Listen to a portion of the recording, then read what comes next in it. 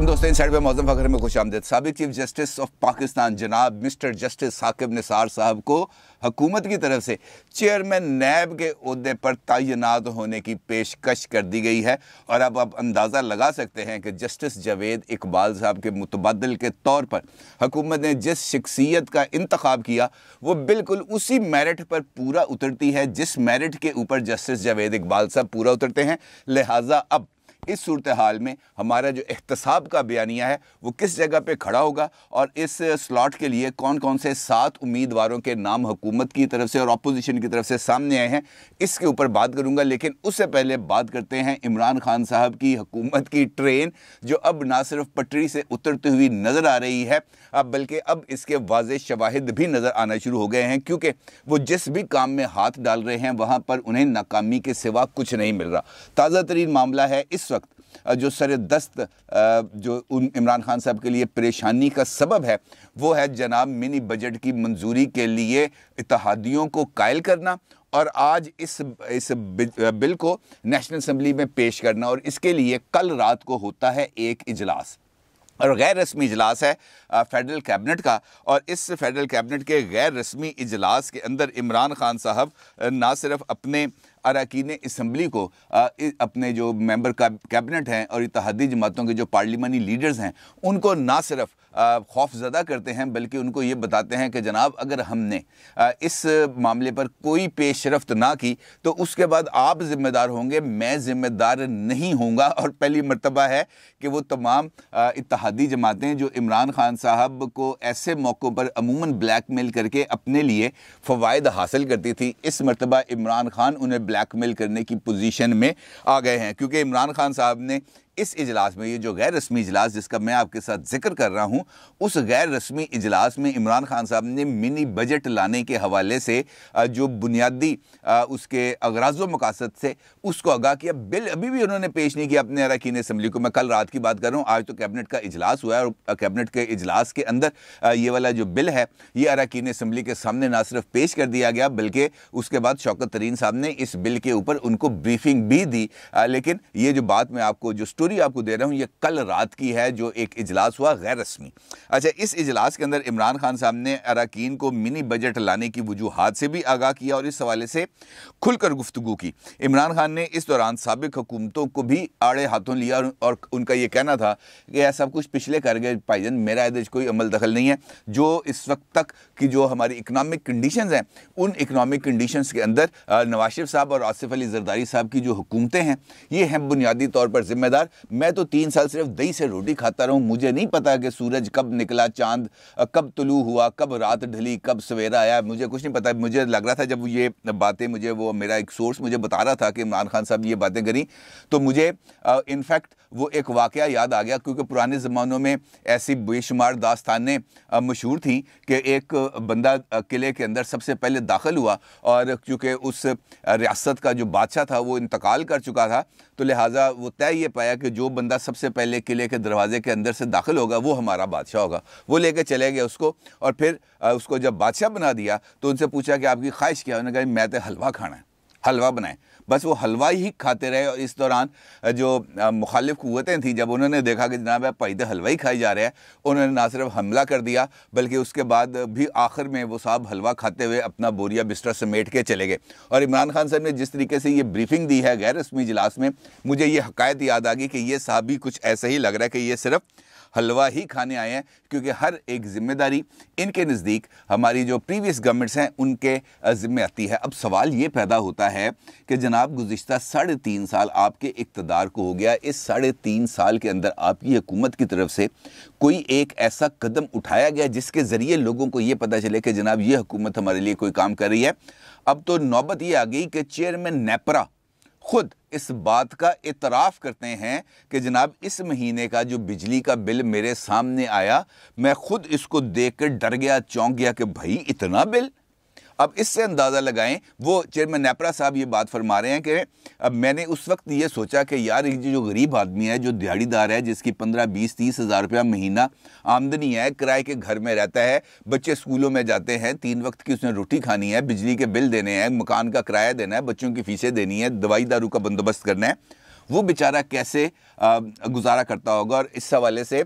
जो मुख्तलिफ इस वक्त हमारे सोशल मीडिया है उसके ऊपर जो इस महीने के जो बिल आए हैं लोगों को, वो भी शेयर किए जा रहे हैं। और ख़तरनाक सूरत हाल ये है कि जिस बंदे ने 78 यूनिट यानी कि लाइफ लाइन हमने रखे हुए हैं 50 यूनिट और 50 यूनिट से 100 यूनिट तक का जो बिल है, एक्चुअल जो बिजली की कीमत है वो बनती है 464 रुपये, लेकिन उस शख्सियत को जो बिल आ रहे हैं इस वक्त वो 3200 रुपये का बिल आया, 3200 रुपये का। और आप इससे अंदाज़ा लगा सकते हैं कि बिजली भी अब लोगों के लिए इस सर्दी के मौसम में जलाना किस हद तक मुश्किल हो चुका है। तो इमरान खान साहब ये जो ढोल है ये इसको मुसलसल बजाते जा रहे हैं। इमरान खान साहब का ये कहना था कि हुक्मरानों ने आलमी इदारों से कर्ज लेकर कौम को गुलाम बना दिया और हम आलमी इदारों के कर्ज और सूद वापस करने के लिए कर्ज दोबारा लेने पर मजबूर हैं। और अगर हमने ये कर्ज ना लिया तो इसका मतलब ये होगा, यानी IMF से अगर 12 जनवरी तक एग्जीक्यूटिव बोर्ड के इजलास में पाकिस्तान के लिए $1 अरब का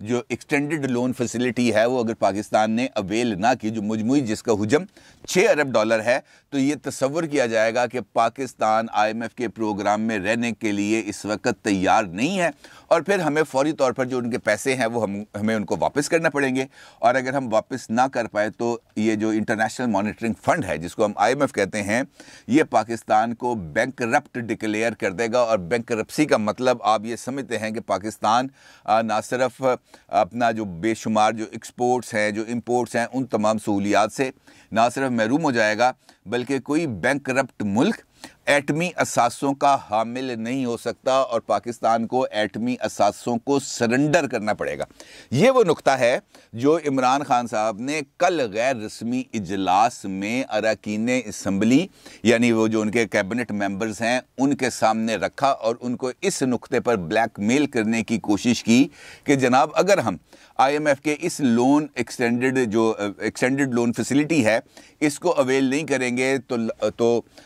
हकम बदहन हमें अपने एटमी असासों से महरूम होना पड़ जाएगा, क्योंकि हम बैंकरप्ट हो जाएंगे। और ये बैंकरप्सी का दाग फिर हमारे माथे से नहीं हटेगा और जैसे ही हम अपने एटमी असासों से महरूम होंगे तो हमारे दुश्मन हम पर चढ़ दौड़ेंगे और उसके बाद हमारे पास कोई जाए पनाह नहीं होगी। अब ये वो नुक्ता ऐसा है, ये एक ऐसा कार्ड इमरान खान साहब ने खेला है जिसके नतीजे में उनको अब इस बात पर कामिल यकीन हो गया कि जनाब अब इस नुक्ते पर, क्योंकि कोई भी जमात, कोई भी इत्तेहादी ये बोझ तो नहीं उठा सकता कि जनाब उसकी वजह से पाकिस्तान का एटमी प्रोग्राम को सरेंडर करने की नौबत आई है। लिहाजा वो अब उनकी ये कोशिश होगी जनाब यकीनी तौर पर कि ये बिल तो कम से कम पास हो, बाकी जो होगी वो देखी जाएगी। अगर आपको याद हो तो इतवार को मैंने आपके साथ एक वीलॉग किया था और उस वीलॉग के अंदर मैंने आपको पीर, मंगल और बुध ये 3 दिन के अंदर जो 3 इक़दामात होने हैं उसके हवाले से मैंने आपको बताया था कि ये 3 दिन हुकूमत के लिए मुसलसल इसमें झटके मिलेंगे। पीर वाले दिन मैंने आपको बताया था कि इलेक्शन कमीशन का इजलास होगा और फॉरेन फंडिंग केस के हवाले से ना सिर्फ फैसला किया जाएगा बल्कि फैसल वाउडा साहब के हवाले से जो महफूज फैसला है उसके भी आने के इम्कानात हैं। अगरचे फैसल वाउडा साहब के हवाले से जो उनकी नाहली का जो फैसला है वो अभी तक सामने नहीं आया, अलबत्ता फॉरेन फंडिंग केस के अंदर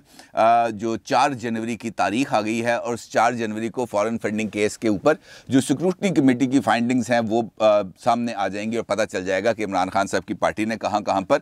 किस किस से पैसे वसूल किए और किस किस तरीके से उन्होंने आगे जो 2 नंबरी का कारोबार है उसको आगे चलाया। मंगल वाले दिन मैंने आपको बताया था कि वफाकी काबीना का इजलास होगा और वफाकी काबीना मिनी बजट की मंजूरी देगी और उसके बाद ये एक इम्तहान सामने आएगा कि कौन अवाम के साथ खड़ा है और कौन अवाम के सामने खड़ा है। और इमरान खान साहब मंगल वाले दिन काबीना के इजलास में ये जो मिनी फाइनेंस बिल है इसको मंजूर कराने में नाकाम रहे और मंगल वाले दिन ये काबीना से में भी पेश नहीं हो सका और उसके बाद ये नेशनल असम्बली में भी पेश नहीं हो सका। जो बुध की डेवलपमेंट है वो भी मैं भी आपको आगे चल के बताऊंगा, क्योंकि वहाँ पर भी इमरान खान साहब ने अपना ही एक और कार्ड खेल के उस सारी कार्रवाई को भी नल एंड वॉइड किया। अब चूँकि मंगल को ये इजलास नहीं हो सका, मंगल को ये बिल पेश नहीं हो सका, तो उसके नतीजे में जो ये अगले जो 2 दिन थे यानी बुध और आज का दिन जुमेरात, इसके दौरान कल जो गैर रस्मी इजलास हुआ उसमें अरकान असम्बली को ये वाला हवा दिखाकर डराया गया। और आज फेडरल कैबिनेट के बाज़ाब्ता मीटिंग के अंदर जिस वक्त मैं आपसे गुफ्तगू कर रहा हूँ उस वक्त वो इजलास जारी है और आज मुमकिना तौर पर काबीना की मंजूरी के बाद ये वहाँ पर पेश कर दिया जाएगा। इस पर जो भी डेवलपमेंट होगी वो मैं इंशाल्लाह आपको अगले वीलॉग में बताऊँगा। बुध वाले दिन जस्टिस साकिब निसार साहब और राना शमीम साहब, इनको तलब किया गया था कायमा कमेटी की तरफ से नेशनल असम्बली की, और उसके अंदर जो बराए इत्तलात व नशरियात, कायमा कमेटी बराए इत्तलात व नशरियात ने तलब किया था राना शमीम साहब को और साकिब निसार साहब को, और उनको कहा था कि जनाब आप आएँ और आके ज़रा बताएं कि वो ऑडियो आपकी है और क्या वो बयान हल्फी, और इस वाले से जो सवालनामा मुरतब किया गया था वो मैंने आपके साथ शेयर किया था। अब असूली तौर पर जो कायमा कमेटी का इजलास होता है जहाँ पर जिन शख्सियात को समन किया जाता है उसके लिए ज़रूरी ये होता है कि स्पीकर ऑफिस से नोटिफिकेशन जारी किया जाए और ये बताया जाए उन दोनों शख्सियात को कि जनाब आपको तलब किया गया है। अब इस दौरान रिजवान रज़ी साहब का एक वीलॉग है,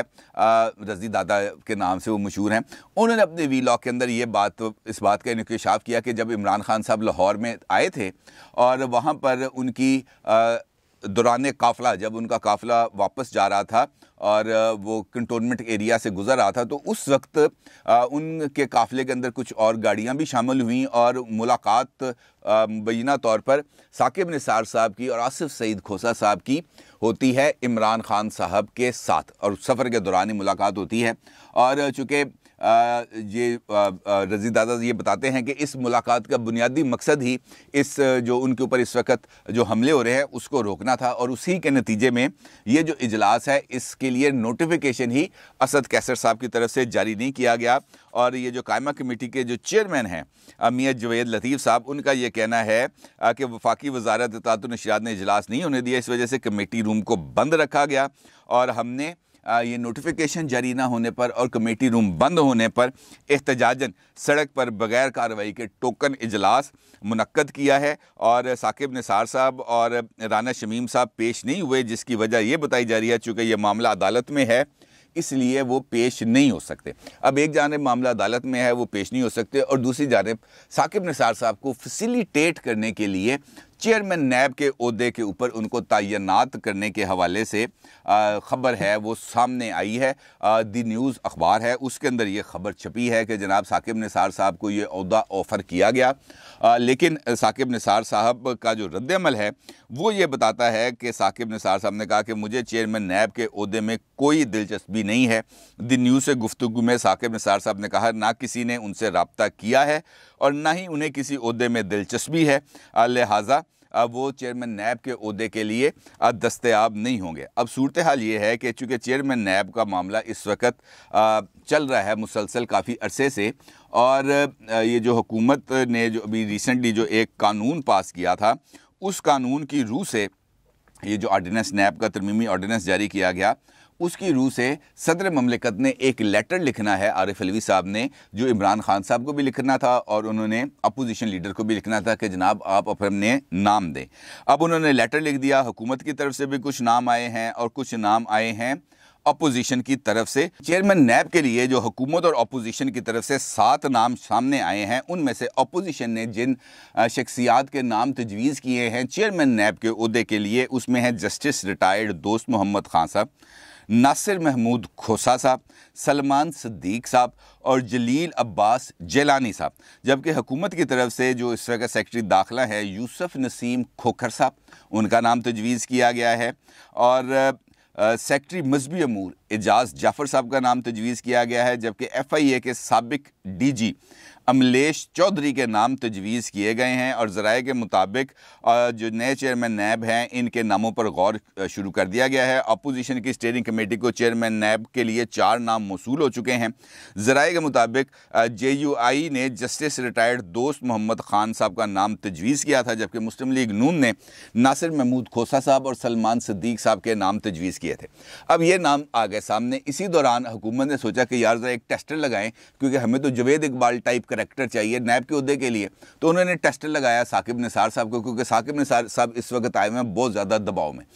में इस वजह से कि मीडिया भी चढ़ा पड़ा है उनके ऊपर, अदालतें भी चढ़ी पड़ी हैं ऊपर, अब पार्लियामेंट की तरफ से भी मामला आ चुका है, दबाव उन पर बहुत ज़्यादा है। तो हुकूमत ने कहा कि यार एक पत्ता फेंकते हैं और देखते हैं कि ये मछली कांटे में फंसती है या नहीं फंसती, अदरवाइज़ पंजाबी कहते हैं साडा तो बाबा उत्ते ही होएगा, साड़ी लत उच्ची होएगी। तो उन्होंने कहा कि ज़रा इनको दबाव में भी हैं इस वक्त, तो इनको और ज़्यादा ज़रा थोड़ा सा दबाव में लाने की कोशिश करते हैं, क्योंकि ये खबर फिर खुद ब खुद मीडिया में अपने आप तो लीक नहीं होती, ये भी किसी ना किसी ज़राए के ज़रिए ही लीक कराई जाती है नेशनल मीडिया को। अब सबको पता है कि जैसे ही साकिब निसार साहब का नाम आना था चेयरमैन नैब की स्लॉट के लिए, तो हर तरफ हाहाकार मच जानी है और सब ने कहना कि जनाब ये बंदा हमें कबूल नहीं। और साकिब निसार साहब को इनफैक्ट दबाव में लाने के लिए इससे अच्छा और कोई टूल नहीं था, क्योंकि साकिब निसार साहब जितना अरसा दबाव में रहेंगे, जितना अरसा उनकी ज़ुबान बंद रहेगी, जितना अरसा वो ये मुमकिन ये जो व्हाट्सएप कॉल्स और दीगर वाले मामलात के अंदर और टेलीफोन कॉल्स और लोगों को बुला के जो हदायत जारी करना मुबैना तौर पर, तो वो इस सारे मामलात के अंदर जिस वक्त तक खामोश रहेंगे उस वक्त तक हुकूमत की बचत है, क्योंकि जब वो बोलेंगे तो वो तो फिर बेशुमार ही बोलेंगे ना। तो लिहाजा कोशिश ये की गई कि जनाब ये वाला फिलर फेंकें और ये वाला नाम को लीक करें, और उस नाम के बाद एक नया पब्लिक का जो प्रेशर है वो साकिब निसार साहब पर आएगा और साकिब निसार साहब हमारे दबाव के नीचे ही रहेंगे और हमारे ही वो जो बई खां हैं उस वाले से शामिल होंगे। लिहाजा वही होना था जो हुआ, नाम उनका पुट हुआ, दी न्यूज़ वाले ने रब्ता किया उनसे पूछा जनाब आप तुसी चेयरमैन नैब बनना है? उन्होंने हाथ जोड़ते उन्होंने कहा नहीं पाओ जी, मेरे लिए जो कुछ हो चुका है वही काफ़ी है, अब इससे ज़्यादा और इज़्ज़त अफजाई कोट एंड कोट्स के अंदर मैं मज़ीद बर्दाश्त नहीं कर सकता। लिहाजा इस मामले को अभी साइड पर रखें। लिहाजा अभी जो चेयरमैन नैब वाला मामला है ये अब पार्लियामेंट के अंदर जा चुका है और पार्लियामेंट देखें इसके ऊपर कौन सा फैसला करती है, और जो महंगाई का बम है वो किस तरीके से गिरने वाला है ये मैं आपको इंशाल्लाह अगले वीलॉग में बताऊँगा। अपनी राय का ज़रूर इज़हार कीजिएगा। आपका बहुत शुक्रिया। अल्लाह हाफ़िज़।